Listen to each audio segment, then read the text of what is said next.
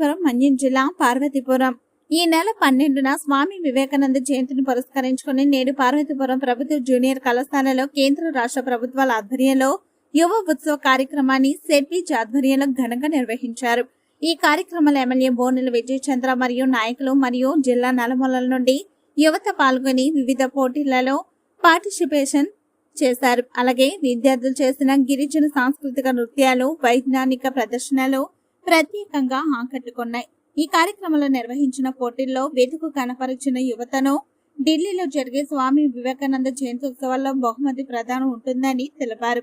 అనంతరం జూనియర్ కళాశాలలో డొక్క సీతమ్మ మధ్యాహ్న భోజన పథకాన్ని ప్రారంభించిన ఎమ్మెల్యే బోనెల విజయ్ చంద్ర అధికారులు నాయకులతో కలిసి విద్యార్థులకు భోజనం వడ్డించిన ఎమ్మెల్యే అనంతరం పిల్లలతో కలిసి భోజనం చేస్తున్న ఎమ్మెల్యే విజయ్ చంద్ర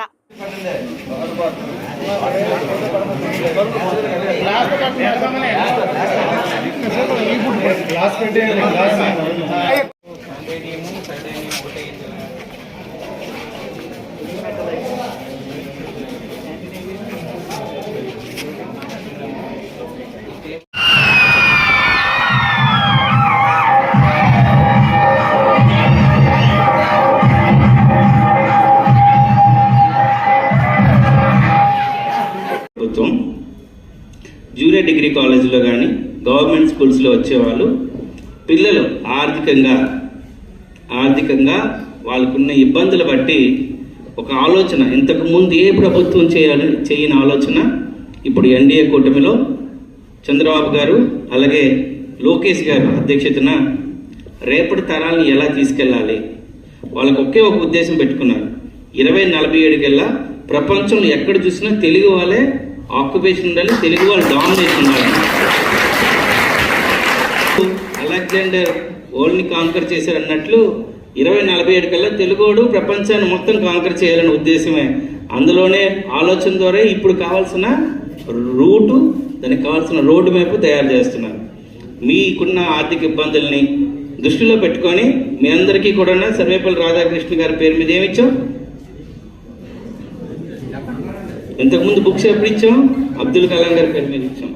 చదువుకుంటున్న ఇబ్బందులకి బుక్స్ కొనుక్కోవడానికి కావాల్సిన బుక్స్ కిట్స్ మొత్తం అంతా ప్రభుత్వం ఇచ్చింది. ఇప్పుడు కూడా మీకు భోజనం కావాల్సిన ప్రతిదీ కూడా ప్రభుత్వం ఇస్తుంది. రేపు ఆల్రెడీ ప్రిన్సిపల్ గారు అందరూ కూడా అడగడం, నాతో పాటు 2-3 ఎమ్మెల్యేలు కూడా మొన్న కలిసినప్పుడు మీ అందరికీ కూడా 2 జతలు యూనిఫామ్ విత్ షూస్ కూడా ఇవ్వాలని ప్రభుత్వానికి ఆల్రెడీ రిప్రజెంట్ ఇవ్వడం జరిగింది. రాబోతున్న 2-3 నెలల్లో ప్రభుత్వ ఆర్థిక పరిస్థితి చూసుకొని మీ అందరికి కూడా యూనిఫామ్ ఇచ్చే బాధ్యత కూడా తీసుకుంటున్నాం. అయితే 7 నెలల్లో ఏం చేసామంటే ఉదయం 4 గంటలకు ఉండాల్సిన అయిపోతున్న మీ కాలేజీలని 5 గంటల వరకు పొడిగించాం. అలాగే సంకల్పన కొత్త ప్రాజెక్ట్ తీసుకొచ్చాం. ఎప్పుడు లేని విధంగా విద్యాశక్తి అని చెప్పి ఐఐటి మద్రాస్తో ఒక ఎంఓఏ చేసుకోవడం జరిగింది.